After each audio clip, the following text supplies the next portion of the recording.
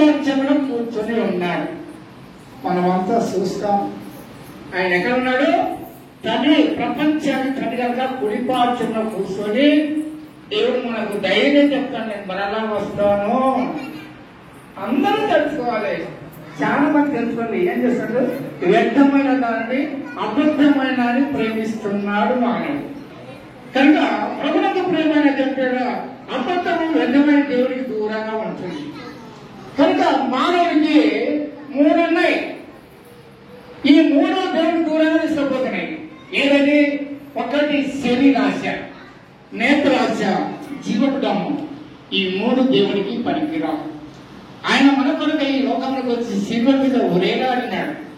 మన కొరకు ఆ కరువగిరిలో వేలాడి ఆయన ఉదయం 9 గంటలకు శిలువ వేయబడి మధ్యాహ్నం 3 గంటల వరకు ఆయన శిలువ మీద వేలాడినాడు.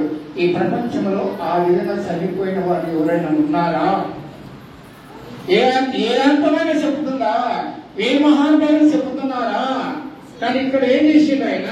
మనం ఏమంటారు? ఇప్పుడు మీరు క్రీస్తు కూడా లేకపోయిన వారైతే దేవుని వాక్యము కొలసీల రాసిన పత్రిక 3వ అధ్యాయం మొదటి నుంచి.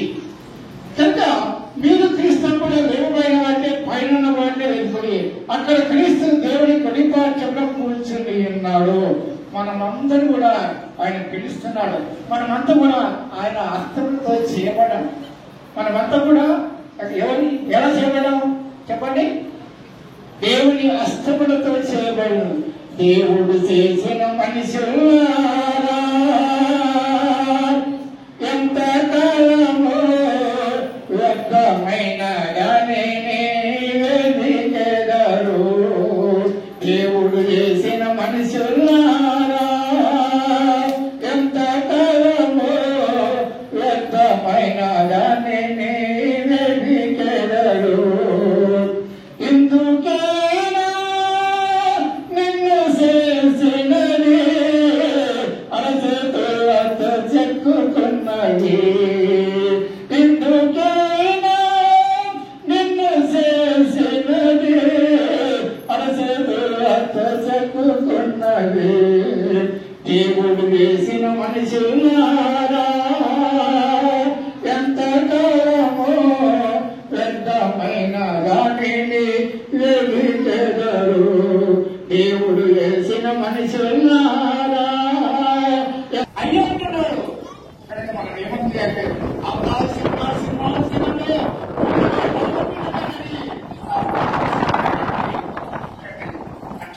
దేవుడు.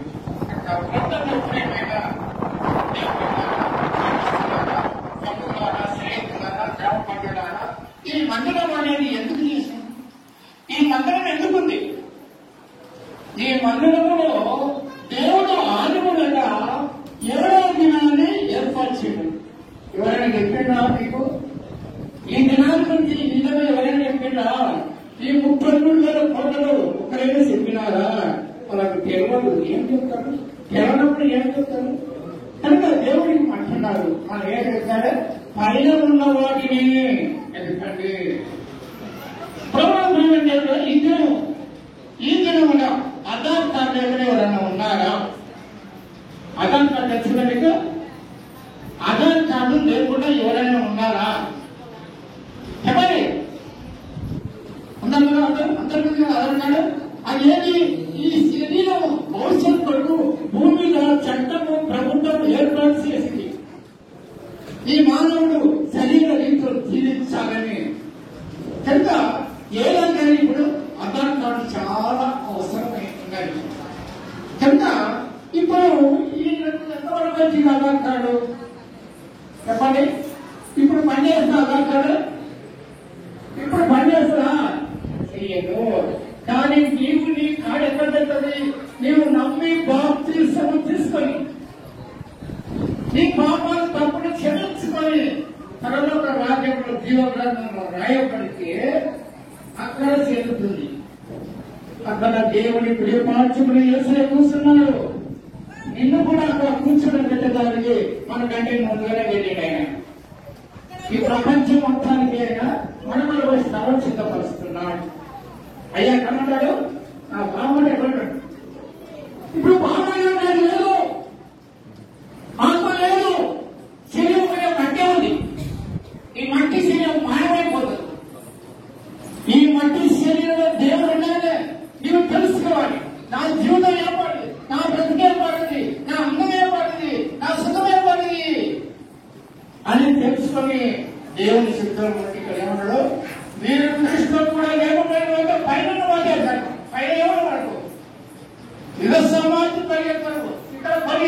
సంవత్సరానికి ఎన్ని ఉన్నాయి ఇప్పుడు?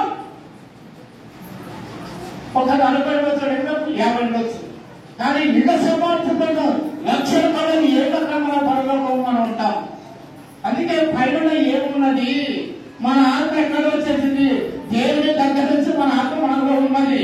అంటే ఇప్పుడు ఏంటి, నలుని ఆత్మ దేవుని పెట్టేది. ఒకసారి పోయి తీసుకొని నలుని ఆత్మ దేవుని పెట్టే దీపం, నలుని ఆత్మ దేవుని పెట్టే దీపం. దీపం మనం ఏం చేయాలి, చక్క పెట్టుకోవాలి. నేను ఏం చేస్తున్నాను, నేను ఏం మాట్లాడుతున్నాను, నేను ఎలా నడుస్తున్నాను, ఏ విధంగా తీస్తున్నాను, ఏ దేవుడు కలుస్తున్నాను. దేవుడు ఎంతమంది 33,000 కోట్లు. అర్థమవుతుందా? ఇది ఎంత అబద్ధము. కనుక ఇది దేవుడికి దూరం తీసుకుపోతే దేవుడి సిద్ధమైన దేవుడు ఆలోచిస్తున్నాడు. ఆయన హస్తంలో చేయడం మనం నరకాన్ని పోవడానికి వీల్లేదు. అందరూ ఆయన కుమార్తెలు కనుక అందరూ పర్వతరాజు వారసత్వం సంపాదించుకోవడానికి పైన ఏముంది నీకు నాకు అని తెలుసుకోవడానికి దేవుడి వాక్యాన్ని మాత్రం మాట్లాడుతున్నాడు. కనుక పైన వాటి మీదనే కానీ భూసంతమైన వాటి మీద మనసు పెట్టకూడదు. ఏదైనా మీరు మృతి పొందితే మీ జీవనం క్రీస్తు కూడా దాచబడింది. ఆయన ఆత్మ ఎక్కడ ఉంది, దాచబడింది. మన అందరం ఒకసారి పోతాం, ఒకరు పోతాం. కనుక మన ఆత్మ ఎక్కడ ఉండాలి, దేవుని దగ్గర ఉండాలి. ఇక్కడ ఇష్టం వచ్చిన తిరిగి ఇష్టంలోకి సాగి అనేక విధాలుగా దేవుడికి విరోధం చేస్తే నరకముండము, ఆత్మ సాగదు, అగ్ని ఆగదు, అక్కడ వెళ్తా ఉంది. పైన వాటిని వెతకడానికి ఇప్పుడు మనం తెలియదు, మనం ఉండాలి. ఆత్మలో మనం తెలుసుకోవాలి. కనుక దేవుడు అంటున్నాడు, పైన వాటి మీదనే కానీ కూర్చొని ఉన్నాడు. కనుక పైన వాటి మీదనే కానీ కూర్చొని వాటి మీద మనసు పెట్టకూడదు. ఏదైనా మీరు ముందు పొందితే ఈ జీవన క్రీస్తు కూడా దాచబడి ఉన్నది. మన ఆత్మకన్నది దేవుడి దగ్గర ఉంటుంది. కనుక ఈ లోకంలో మట్టిది శరీరం ఎంత అందం ఉన్నా, ఎంత ధనం ఉన్నా, ఎంత డబ్బున్నా, ఎంత ఓడం ఉన్నా అందరిలో దేవునికి ఆత్మ ఉంది. అందుకే నరుని ఆత్మ దేవుడు పెట్టే దీపము. ఒక్కసారి ఆ వాక్యం చదువుకోండి. ఆ వాక్యము సామెతల గ్రంథము 27 ఒకసారి చదవండి. సామెతల గ్రంథము 20వ అధ్యాయం 20వ వచనం.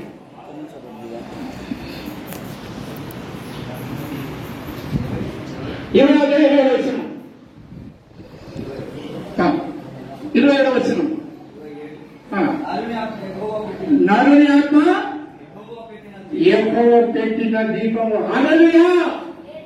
ఎక్కడ ఉన్నా మనం మట్టి. ఇప్పుడు ఎక్కడ ఉంది శరీరంలో, ఎక్కడ ఉంది, మట్టిలో పోతుంది. ఎందుకంటే దేవుడు అనలో భూమిలో జంతువులు మహామహా జంతువులు ఉన్నాయి. ఏలియలు, ఒంటెలు, సమస్త కలుగాలి అన్నాడు. పక్షులు కలగాలి అన్నాడు. కానీ మానవుడు ఆ విధంగా కలగలేదు. మానవుడికి సమస్త ఆహార పదార్థాలు సృష్టించిన తర్వాత దేవుడు పరలోకానికి భూలోకానికి వచ్చి నేల మట్టి తీసుకున్నాడు. ఆయన అలసంత చెందుకున్నాడు. ఆయన తోటలో మనం ఉన్నాం, ఆయన రూపంలో మనం ఉన్నాం, ఆయన ఆత్మ మనలో ఉంది. కనుక మానవుడు దేవునికి దూరంగా ఉండడం ఏం చేస్తున్నాడు? మానవుడు దేవునికి దేవుడు బలపడతాడు. చూడండి, కీర్తన గ్రంథం వచ్చి 4వ కీర్తన 2వ వచనం. దేవుడు ఏమంటున్నాడు? ఎందుకు తెలుసుకుంటున్నారు? నేను నీలో ఉన్నా కదా, నేను లేకపోతే నీకేంటి? ఇప్పుడు ఏమైండు? మనమంతా అలాంటి వరగా మనం అలా అయిపోతాం. కనుక ఆత్మ వలన మనం తెలుసుకోవచ్చు. నరులారా ఎంతకాలము నా గౌరవమును అవమానముగా మారుస్తారు. ఇంకా తెచ్చుకోరు, అంత జ్ఞానం తెచ్చాడు. ఈ రోజు ప్రతి ఒక్కరి లోపల శబ్దం ఉంది. చెవున్న ప్రతి చెప్పుందా లేదా? అమ్మగారు చెరుపనులా? చెరుపల్లి ఎవరు ఉండరా? లేదు కదా. దేవుని అస్తమతో చేయడం మనకి ఇంత జ్ఞానం ఇచ్చిండు. జ్ఞానమైన దేవుని విడిచిపెట్టి మనం దేవునికి విరోధంగా ఉపయోగిస్తున్నాం.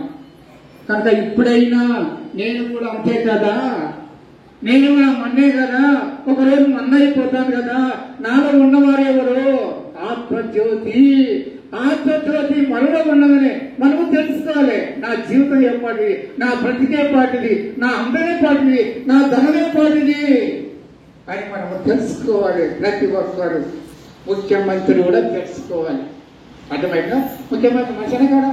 అమలారా ముఖ్యమంత్రి ఉంటాడు, మనకు అధికారి మనిషే కాడా? చెప్పండి ఒక మాట. మనిషే కదా. ప్రధానమంత్రి ఒక భారతదేశానికి ప్రధానమంత్రి కదా, ఆయన మనిషే కాడా? చెప్పండి అమ్మారా, మనిషినే కాదా? ఆయన కూడా ఇలాగే పాదాలు పట్టుకొని, దేవా నాకు ఇంత భాగ్యం ఇచ్చావయ్యా, ఇంత నాకు ఘనత ఇచ్చినారు, ప్రజలు నన్ను వెతుకుతున్నారు, నేను వారిని కొంచెం పరిపాలిస్తాను, నాకు జ్ఞానమి నీవు నేను తెలుసుకోవాలి. జ్ఞానము, దేవుడు జ్ఞానములో దేవుడు ఆకాశంలో చూస్తున్నాడు, ఈ భూమికి ఏమి జరుగుతుందా ఈ భూమి మీద అని దేవుడు ఆకాశం నుండి భూమిని చూస్తున్నాడు, నిన్ను నన్ను అందరినీ కొడుతా.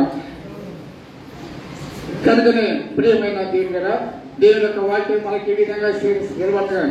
మనకి ఇంకా ఏమైనా 4వ వచనంలో మనము జీవమైన క్రీస్తు ప్రత్యక్షమైనప్పుడు మీరును ఆయనతో కూడా మహిమయందు ప్రత్యక్షపడుదురు. అందరూ చేస్తారు.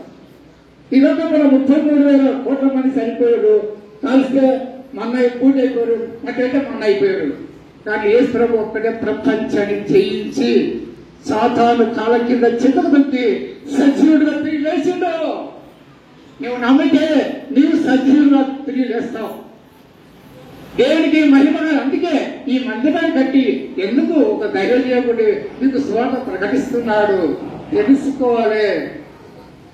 అర్థం తెలుసా మీకు అమ్మగారు? మీకు ముఖ్యంగా అర్థం తెలుసు కదా? అర్థం ఎవరైనా తెలుగుంటుందా? చెప్పండి కదా, మాట వినండి. అర్థం ఎవరైనా తెలుగుని ఉంటుందా? అర్థం తెలుసుకున్న అందరికీ ఎందుకు అర్థం తెలుసుకుంటారు? నేను ఎలా ఉన్నాను, ఉదయం చేసి నా ఇంకా ఏమైనా మగ మీద ఏదైనా ఉందా అని చూసుకున్నాం కదా. ఆయన దేవుని యొక్క పరిశుద్ధ గ్రంథం, ప్రపంచంలోనికి గ్రంథం, దేవుని రాసిన గ్రంథం మనం చూస్తుంటే నీవు నేను తెలుసుకోవడానికి ఈ గ్రంథం ఉన్నది. కనుక మనం తెలుసుకోవాలి. అడవిలో ఉన్న జంతువులు వింటున్నాయి, సింహాలు దేవుని మాట విన్నాయి, సముద్రంలో చేప దేవుని మాట విన్నది, ఆకాశ పక్షులు దేవుని మాట వింటున్నాయి. మన యువతో చేయబడ్డాం, నేల మట్టితో మనం చేయబడ్డాం. కనుక మనం నాలో ఉన్నది దేవుని ఆత్మ, దేవుని పోతలో ఉన్నాం, దేవుని స్వరూపం ఉన్నాం, దేవుని యొక్క మనలో ఉంది. ప్రతి ఒక్కరు ఇక్కడ మనందరిగా దేవుడు సింపిస్తున్నాడు.